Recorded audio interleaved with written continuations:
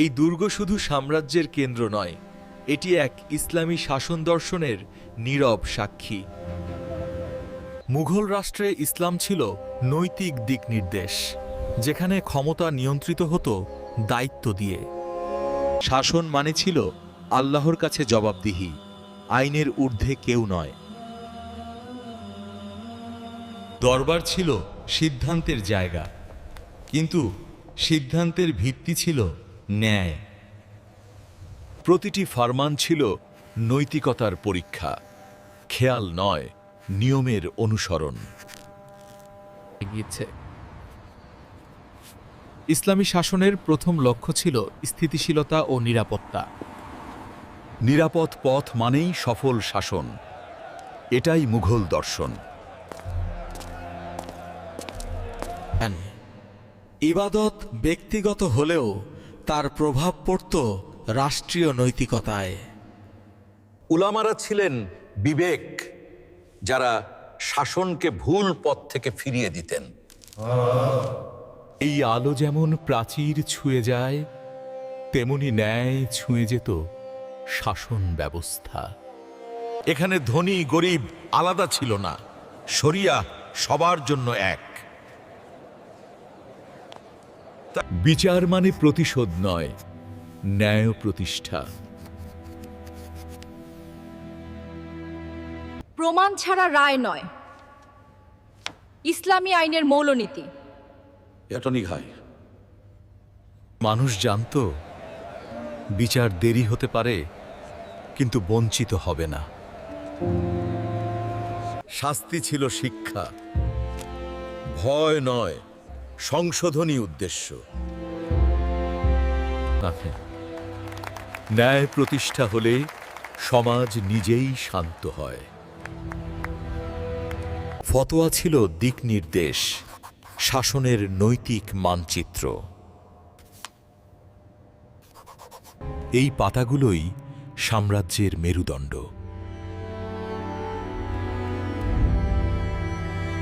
ন্যায় শুধু রাজধানীতে নয়, গ্রাম পর্যন্ত পৌঁছেছিল। দিন শেষ হলেও ন্যায়ের আলো নিভত না। মুঘল ইসলামী শাসনে শাসক শুধু আদেশ দিত না, মানুষের অভিযোগ শোনাও ছিল তার ফরজ দায়িত্ব। দরবারের দরজাটাই সাধারণের জন্য বন্ধ থাকত না। কারো ওপর জুলুম হলে সে জানত এই কাগজটাই তার শক্তি, কারণ ইসলামী শাসনে ন্যায় পাওয়ার অধিকার ছিল সবার। অভিযোগ মানেই শাস্তি নয়, প্রথমে সত্য যাচাই, কারণ অন্যায় শাস্তিও ইসলামী শাসনে অন্যায় হিসেবেই গণ্য হতো। পদমর্যাদা কাউকে রক্ষা করত না।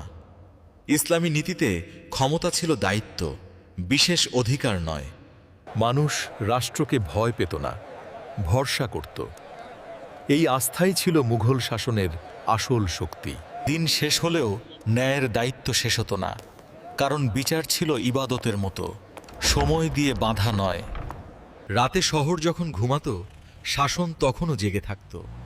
নিরাপত্তা নিশ্চিত করাই ছিল রাষ্ট্রের নৈতিক অঙ্গীকার। একজন নির্ভয়ে ঘুমাতে পারলে সেটাই প্রমাণ করত শাসন সঠিক পথে আছে। বিচারক, শাসক সবাই জানত চূড়ান্ত বিচার মানুষের নয়, আল্লাহর কাছে। নতুন দিন শুরু হতো একই শপথ নিয়ে, আজও ন্যায় থেকে বিচ্যুত হওয়া যাবে না। বায়তুল মাল কোনো ব্যক্তিগত কোষাগার ছিল না, এটি ছিল জনগণের আমানত, যার প্রতিটি মুদ্রার জবাব দিতে হতো। ইসলামী শাসনে অর্থ মানে ভোগ নয়, এটি ছিল দায়িত্ব আর জবাবদিহির বোঝা। খাজনা আদায় হতো এমনভাবে যেন কৃষক বাঁচে, কারণ উৎপাদক ধ্বংস হলে রাষ্ট্রও টিকে না। রাষ্ট্র জানত জমিতে পানি পৌঁছালে পেটে ভাত পৌঁছাবে। এটাই ছিল ইসলামী অর্থনীতির বাস্তব রূপ। বাজারে জুলুম চলতে দেওয়া হতো না, ন্যায্য দাম নিশ্চিত করাও ছিল ইবাদতের অংশ।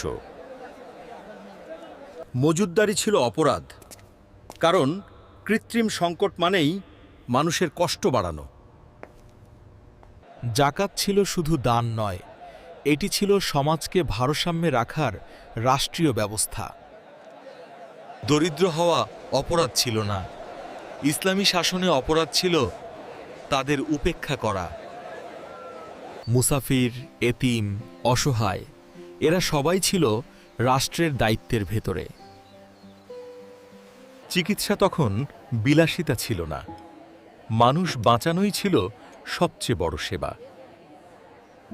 মুঘল ইসলামী শাসনে অসুস্থ মানুষ বোঝা ছিল না, তারা ছিল আমানত। তাই চিকিৎসা ও সেবা রাষ্ট্রীয় দায়িত্ব হিসেবে দেখা হতো। ধনী গরিবের ভেদাভেদ ছিল না, জীবন বাঁচানোই ছিল মূল লক্ষ্য, কারণ ইসলামে মানুষের প্রাণ অমূল্য। শিক্ষাকে কখনো বিলাসিতা ভাবা হয়নি, জ্ঞান অর্জন ছিল ইবাদত, আর অজ্ঞতা ছিল সবচেয়ে বড় দুর্বলতা। ফিক, গণিত, জ্যোতির্বিদ্যা সব একসাথে পড়ানো হতো, যেন শাসন দাঁড়ায় জ্ঞানের উপর। কলমের কালি দিয়ে ভবিষ্যৎ লেখা হতো, কারণ মুঘলরা জানত বই ছাড়া সাম্রাজ্য অন্ধ। পথ তৈরি মানে শুধু যাতায়াত নয়, এটি ছিল বাণিজ্য, বার্তা আর ঐক্যের সেতু। একটি সেতু বহু জীবন বদলায়। ইসলামী শাসনে অবকাঠামো ছিল মানুষের সুবিধার জন্য। খবর যত দ্রুত পৌঁছায়, সিদ্ধান্ত তত সঠিক হয়। তাই যোগাযোগ ব্যবস্থাকে শক্ত করা হয়েছিল। রাজধানী থেকে বহু দূরে হলেও ন্যায় সেখানে একইভাবে পৌঁছানোর চেষ্টা করত রাষ্ট্র। প্রাদেশিক ক্ষমতা ছিল সীমাবদ্ধ, কারণ ইসলামী শাসনে নিয়ন্ত্রণ ছাড়া ক্ষমতা বিপজ্জনক।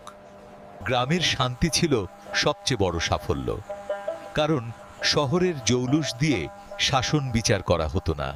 দুর্ভিক্ষ শুধু প্রাকৃতিক দুর্যোগ নয়, অব্যবস্থাপনাও তার কারণ হতে পারে, তাই আগাম প্রস্তুতি নেওয়া হতো। মানুষ না বাঁচলে রাজস্বের মূল্য নেই, এই নীতিতেই ত্রাণ আগে, হিসাব পরে। বয়স বাড়লে সম্মান কমে না। ইসলামী শাসনে বৃদ্ধদের দেখভাল ছিল নৈতিক দায়িত্ব। এই সমাজের দুর্বল অংশকে রক্ষা করা ছাড়া কোনো শাসন ইসলামী হতে পারে না। এতিমদের হাসিই ছিল রাষ্ট্রের সাফল্যের মাপকাঠি। যখন মানুষ নিশ্চিন্তে জীবনযাপন করে, তখনই বোঝা যায় শাসন তার দায়িত্ব পালন করছে। দিন শেষ হলেও দায়িত্ব শেষ হয় না, এটাই ছিল ইসলামী রাষ্ট্রচিন্তা। অনেক সময় শাসন সবচেয়ে কঠিন কাজগুলো করত নীরবে, প্রচারের জন্য নয়। প্রতিটি সকাল ছিল নতুন সুযোগ ন্যায়কে আবার প্রতিষ্ঠা করার। মুঘল ইসলামী শাসন জবরদস্তির ওপর দাঁড়ায়নি, ন্যায় আর নিরাপত্তা নিশ্চিত করেই মানুষকে এক ছাতার নিচে রাখা হয়েছিল। ইসলামী রাষ্ট্রচিন্তায় সহাবস্থান দুর্বলতা নয়, বরং এটি ছিল আত্মবিশ্বাসের প্রকাশ। যে ধর্মেরই হোক, উৎসব মানে আনন্দ। রাষ্ট্রের কাজ ছিল সেই আনন্দকে নিরাপদ রাখা। উলামারা ক্ষমতার সাজসজ্জা ছিলেন না, তারা ছিলেন বিবেক। যারা ভুল হলে তা বলার সাহস রাখতেন। ক্ষমতার চূড়ায় দাঁড়িয়েও শাসক মনে রাখত তার ওপরে আছেন আল্লাহ। এই কিতাব ছিল শাসনের ভিত্তি। আইন, ন্যায় আর দায়িত্ব সবকিছুর দিক নির্দেশ এখান থেকেই নেওয়া হতো। শাসকের জন্য ইবাদত ছিল আত্মশুদ্ধির পথ, কারণ নিজের ভেতর ঠিক না হলে শাসনও ঠিক থাকে না। ইতিহাস বারবার দেখিয়েছেই অহংকার ক্ষমতাকে অন্ধ করে দেয়। ইসলামী শাসনে তাই উপদেশ ছিল অপরিহার্য। যে শাসন সত্য শুনতে ভয় পায়, তার পতন অবশ্যম্ভাবী। মুঘল দরবারে সত্য বলাকে মূল্য দেয়া হতো। হঠকারী ফরমান ইসলামী শাসনের নীতি নয়, প্রতিটি সিদ্ধান্তের আগে পরিণতি ভাবা হতো। ঈমান আর ন্যায় আলাদা কিছু নয়, একটিকে বাদ দিলে অন্যটিও টিকে না। যখন মানুষ অন্যায় আশঙ্কা ছাড়াই বাঁচে, তখনই বোঝা যায় নৈতিক শাসন কাজ করছে। ইসলামী শাসনে জ্ঞান ও ধর্ম মুখোমুখি দাঁড়ায়নি, দুটি একে অপরকে শক্ত করেছে। সভ্যতা অস্ত্র দিয়ে নয়, বই দিয়ে টিকে থাকে। মুঘলরা এ সত্য বুঝেছিল। প্রশ্ন করতে দেওয়া মানেই চিন্তা করতে দেওয়া, এটাই ছিল বুদ্ধিবৃত্তিক স্বাধীনতা।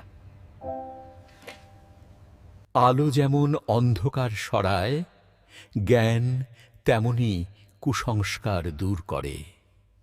এই সহনশীলতা দুর্বলতার লক্ষণ নয়, এটি শক্ত রাষ্ট্রের সবচেয়ে বড় পরিচয়।